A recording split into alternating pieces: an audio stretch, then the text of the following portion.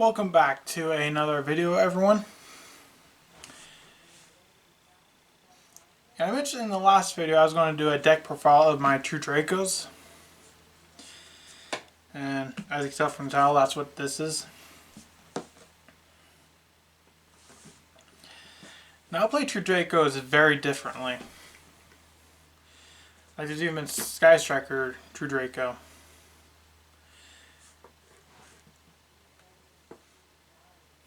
But I found a better version. And now, let me get to the profile. So here's my deck. Let's get right into it. First up, obviously, one Dynamite Knight, the true Draco fighter. Now, that's the one that searches your true Draco traps. Next, two Majesty Maiden. That searches your true Draco monsters. And this is where things kind of start diverging. Two Ignis Heats. Yep, I only run two as opposed to three. Originally, I did have three Ignis, but I kept drawing into too many monsters. Considering I added two more monsters, aside that aren't true Dracos. I decided to drop one in, and it's been just fine. Now here's a card that's going to catch some people off guard, but once you think about it, it makes sense. And this is why I say True Dracos is so good, is because it can use Vanity's Fiend. If you don't have this in a True Draco deck, you're not playing True Dracos properly. I will make that bold statement. Because the only reason that my True Dracos have been performing so well is because of Vanity's Fiend. Because I don't have True King's Return, so I don't special summon at all in this deck.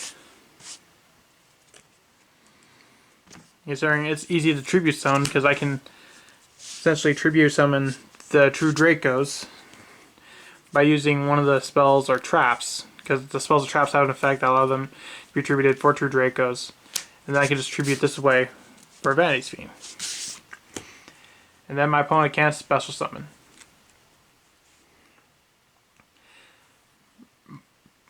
Almost 90% of the time when I get Vanity's Fiend on the field, I win that game. Whether it was Orcus, Salamangrates, Thunder Dragon. And that's why I put True Dracos over Salamangrates, because I'm able to consistently like stop their effects or stop them from even being able to summon at all. So this is a card you definitely want to play, but only two. I tried three, but I saw it too often.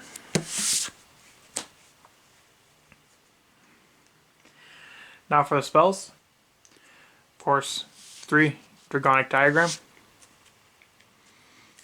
It's a very powerful card.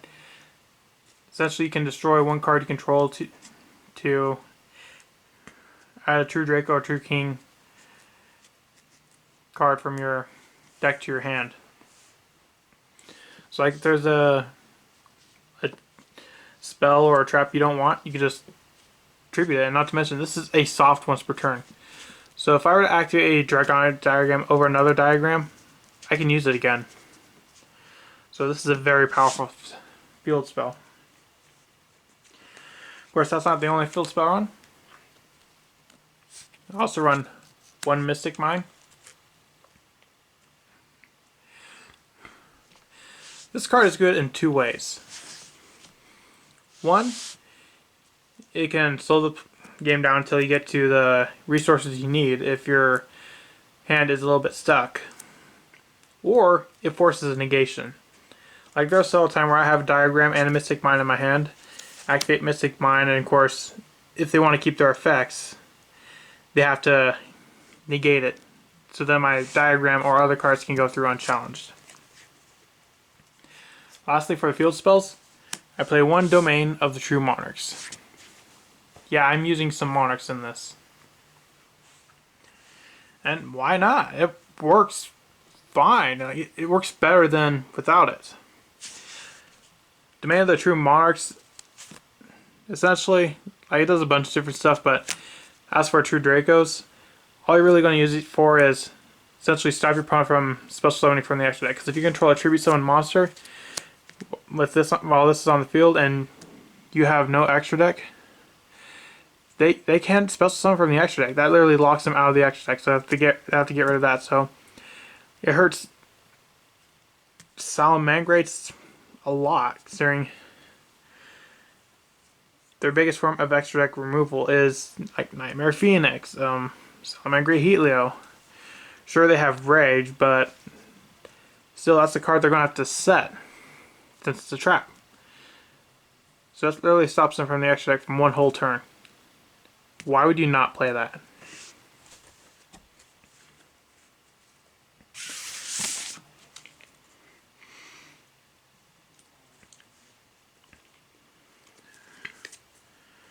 Next, I run 3 True Draco Heritage. All the True Draco traps, spells and traps are really good. Essentially, Heritage once per turn, or during your main phase. This is a hard once per turn. You can draw cards equal to the number of True Draco or True King card types that was sent from the field to the grave. So max 3. So this has some drawing power to it. And of course, all the True Draco spell and traps have an effect to where they can tribute themselves to summon a True Draco. Then we have our recursion, or whatever. Disciples of the True Draco Phoenix. Essentially, target 3 True King or True Draco cards, shuffle it back into the deck, draw 1. So essentially, you can be drawing cards. You got a good draw power in this deck, definitely. And just like Heritage, this card can also use its own effect to tribute for a True Draco, so it doesn't take up your normal summon. That's how I can use Vanity's Fiend so effectively.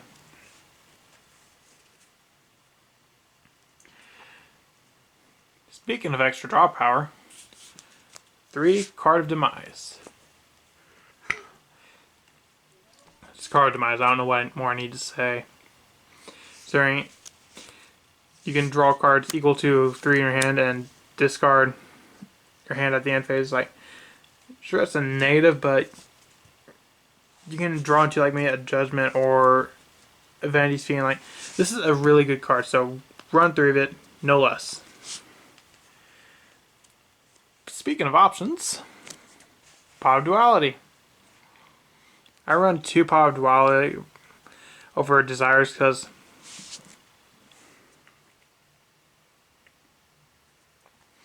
Desires is good, yes. However, I don't want to banish 10 from this deck, considering this is a slow deck, so I can go for a while. And not to mention, there isn't really any cards in here that I can afford to be banished, except maybe like a Pot of Duality or a Card Demise. But so I just go with Pot of Duality instead, because like, sure, you lose your special summoning, but I don't special summon anyway, so the negative is really non-existent for this deck. Originally I had 3, but I had to take one out for a spot for Vanity's Fiend.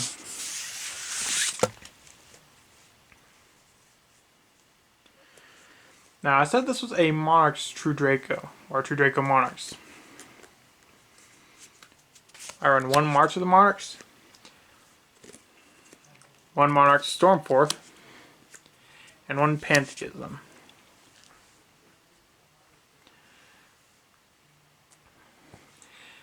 These cards are really good, especially Pantheism, which is why it's at 1, unfortunately. Because with Pantheism, you can send 1 Monarch spell trap from the hand to the graveyard, draw 2, and when it's in the graveyard, you can banish it. Search for 3 Monarch spell traps, your opponent chooses 1, and you add that one to your hand. And if I don't have a Monarch spell trap in my hand, I can easily set it, use Organic Dragon, blow it up, banish it, and boom, I can get my Monarch's Erupt. So this thoroughly makes Monarch's Erupt searchable. Considering added 2 Vandy's Fiend. I decided to add Monarch Stormforth, and that has actually ended up working. And then March of the Monarchs for some protection.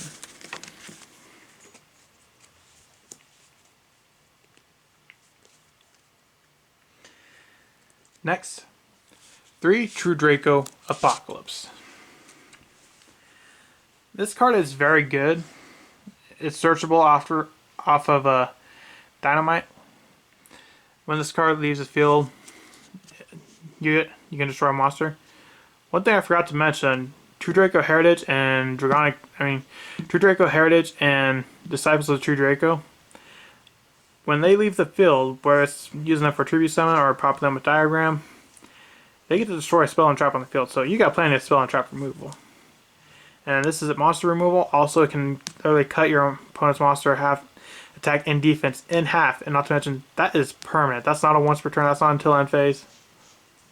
Well, it is a once per turn, but that halved attack and defense is going to stay. Because this does not stay until the end of the turn. Not to mention, during your main phase, you can tribute summon True Draco using this. So, it's very powerful. And one thing about the True Draco monsters, like, you can activate this from your deck. Like the True Draco, like Dynamite says, you can either add or activate this from your deck. So that can be really good. Now we get to the part why a lot of people don't like playing against this deck. There can be only one. You barely summon monsters at all, and like, sure, if you want to summon 2 True Dracos while this is on the field, can't do that, but it's going to hurt my opponent more than it hurts me. It's like Salamangrites, that's going to hurt them a lot. Thunder Dragon, that hurts them a lot. True Dracos, it doesn't really hurt that much. Not to mention, if I really need to get rid of it, diagram, pop it, search a True Draco.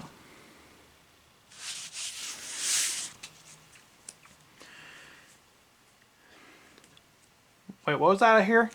You wanted effects? Well, I say no. That's right, Monarch's Rub essentially is our negation. While we control a tribute summon monster, or I say no, all monster effects on the field are negated except tribute summon monsters while we have no extra deck. And we don't have an extra deck. And even if, although, if there is no Monarchs, if there's not a tribute summon monster on the field during your end phase, then it destroys itself, but it's still a very good card. It just stops effects.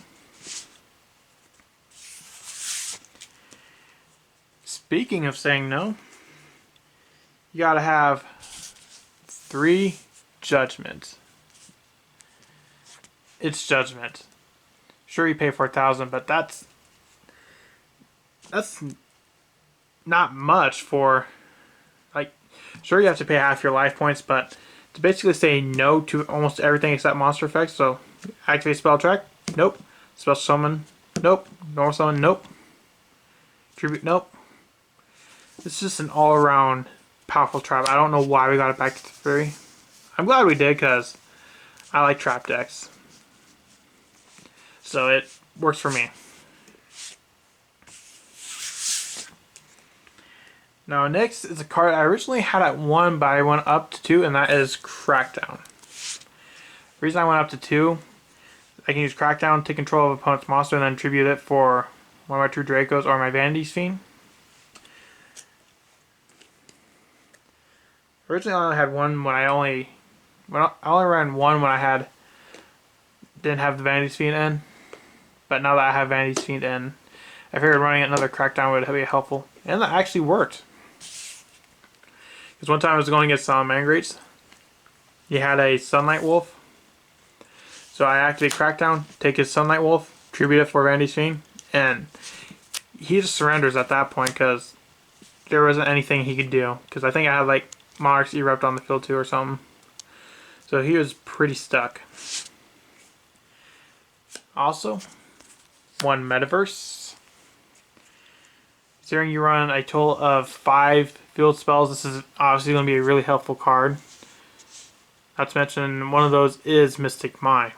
So, that's a good card. Now, originally, I did have Skill Drain, but I decided that this would be a lot better. Considering Monarch's Erupt already negates monster effects on the field. So why do I need Skill Drain? Why not run Soul Drain and negate monster effects in the graveyard? No Spinny, no Thunder Dragons. It's a very powerful card. That's it for the main deck. Now the side deck is, I'm still working on it a bit.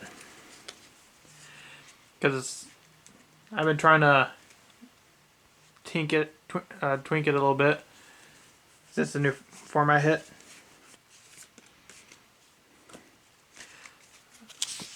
First off, I have one Nibiru, obviously for Thunder Dragons and Orcus, mainly Orcus. I ran one Dark Ruler No More, one Sphere Mode, one Summon Limit. Summon Limit I'll probably take out since originally I main decked one, but I have Vanity's Fiend now. So that's just all around better than Summon Limit.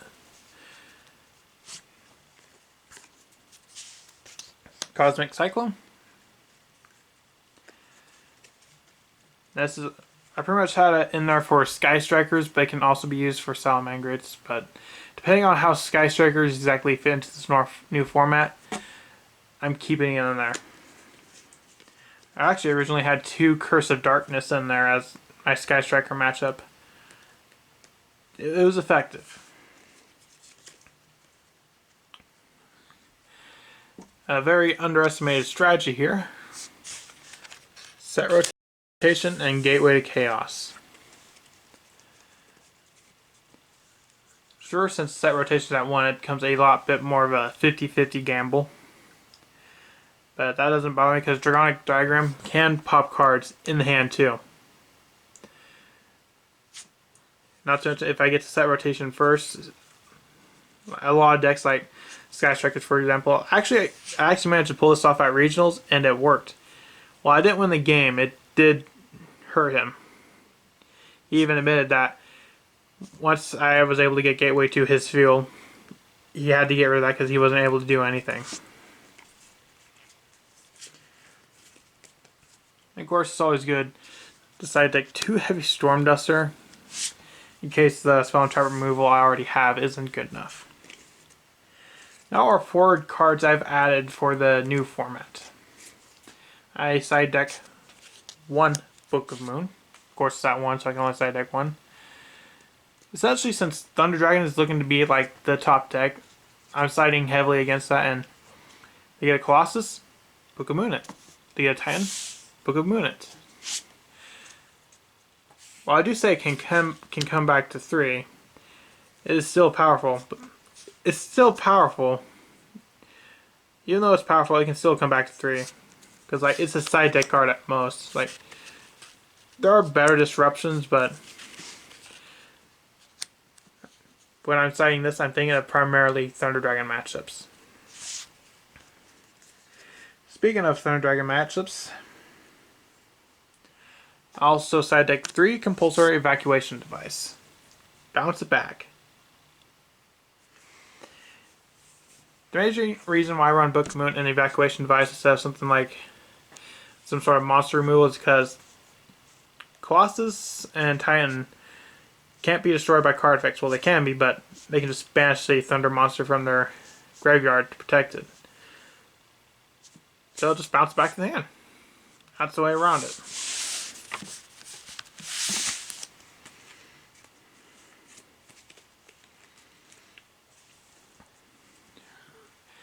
And I figured, why don't I give a little quick demo of how some of my hands look? Just in case the deck profile doesn't really sell for you. And I'll show you in action.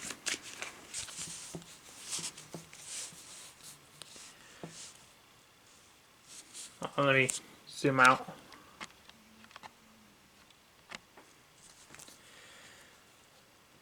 That's actually not.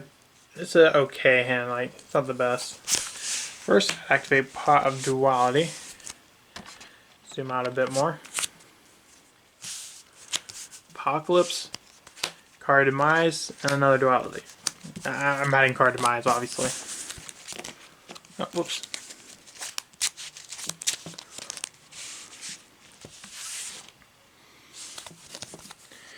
So first, set these two. Go ahead and activate March of the Monarchs. Now I'll activate Card Demise. I'm not going to use Majesty Maiden's effect to tribute March of the Monarchs just yet, because if I get a Vanity's Fiend to the field, I'm going to want that over it. So that's why I'll activate Card Demise, draw 2. And I draw into another Card Demise. But I did get a Monarchs Erupt, so I attribute that. Maiden. Set, and I would pass my turn. And of course, I'm ending it on a Monarchs Erupt, Solemn Judgment, and Skill Drain. That's tough to get around. This literally shuts off monster effects on the field and monster effects on in the grave and banished. And if they want to destroy either one of them, you can judge it, negate to protect them. So overall, good hand.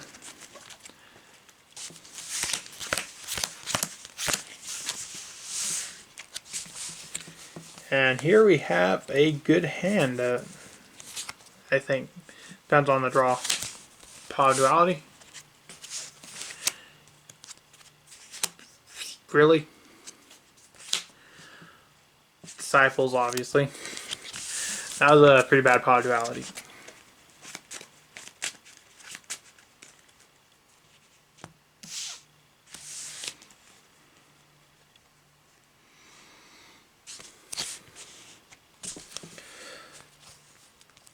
So first, activate Domain of the Monarchs. Activate, no effect. Second effect. Tribute. Dynamite. I still have my normal summon. Set 1. Card Demise. Draw 3. And yep, this is going to be difficult for my opponent. Tribute. Vanity's Fiend. Activate Heritage, since I sent both Dynamite and Disciples. Draw 2.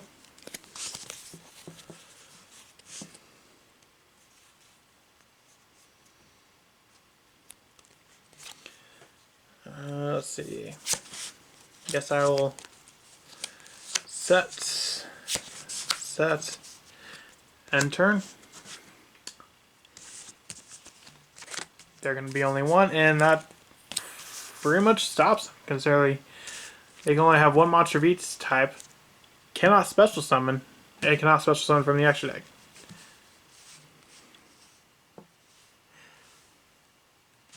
I only run one of these since I have 2 Vanity's Fiends, so originally I was thinking about maybe going up to 2 or 3, but since I have Vanity's Fiend, I only need 1. So again, a board that's very tough to get around unless they have like spell and trap removal in the form of a spell and trap.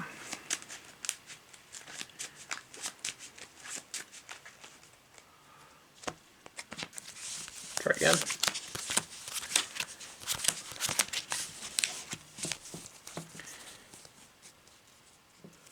Ooh. This is a good hand, maybe. First activate Pantheism. Draw 2.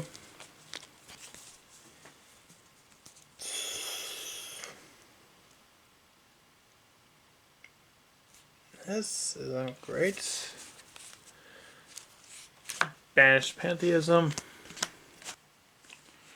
Yeah, that's a. See for them, probably March of the Monarchs would make the most sense. Maybe.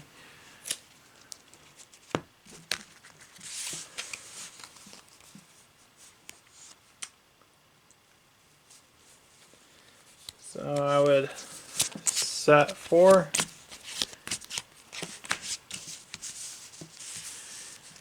And pass. So yeah, that's all the testing. I'm actually hoping that maybe I could somehow set up, maybe do like record a duel with my true Dracos. Don't know how I'm going to do that, or who I want to have as an opponent. Like none of my close friends who know where I live actually play Yu-Gi-Oh. Like I go to my local card shop. And yep, resume to me. So that's it for my True Draco deck profile. As you can see, I did a lot of things. As you can see, I had a lot of cards that aren't traditionally in a True Draco deck. And I've actually been performing really well with it too. As I may or may not have said, I don't remember, earlier in the video, I took it to my locals and ended up going 3-1. My only loss was to an Orcus, Lunalight Orcus.